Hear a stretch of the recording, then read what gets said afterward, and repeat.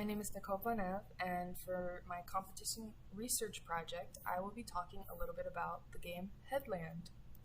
So some basic information before we get started. This would be the cover art for the game. Very colorful, vivid, and bright. It's playable on Nintendo eShop, Steam, and mobile apps. The publisher and developer are both Northplay, and it was released on January 13th, 2022. So first, for the publisher analysis, 3 keywords I would give for them would be devoted, cross-platform, and unique.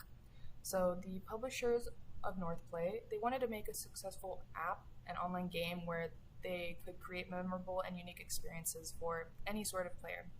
And using a game like Headland is a fun and addictive experience that can help engage with their audience.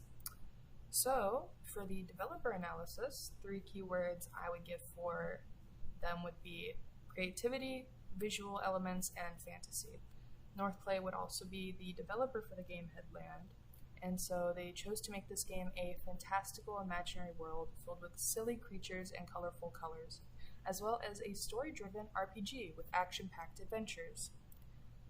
So, as well as for the audience analysis, 3 keywords I would give it would be simplicity, childlike, and vivid. Headland, in the audience's perspective, gives the player a sense of ease and simplicity. It is playable for most age groups and is seen as a cute and colorful fantasy adventure game. As you can see by the little snippet from the game, it really gives that kind of feeling and vibe. So, game strengths I would give would be some depth is added by the enemy mechanics. Each one attacks in a different way, which requires you to approach them uniquely. And for the health, damage, and weapons perks, they can all be upgraded on the Robot Raft Headland's hub world. When you level up, you gain an inspiration point.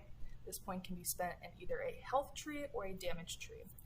So, as well as the more interesting upgrades are the weapon perks. There are a variety of sword types to bring on Nor's adventure.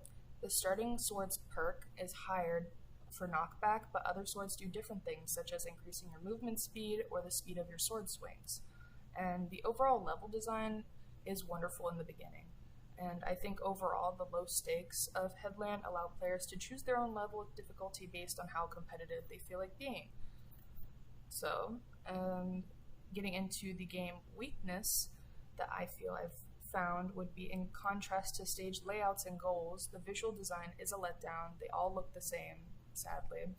The phone inputs are limited, which in turn limits the controls on the Switch, and the only way Nor can interact with enemies are through those 3 actions. The force field isn't even an option all the time because it must be charged. All Nor can do with the sword is swing it and perform a 3-hit combo, but that's not particularly deep combat. But it doesn't mean it has to be very complicated. And for the force field, it will time out if you don't use it, and if you have a force field charged up but aren't close enough to something to use it, then it's basically wasted. And just some improvements I feel like could be put into the game. It would have been nice for the visuals to match the variety of the activities in them.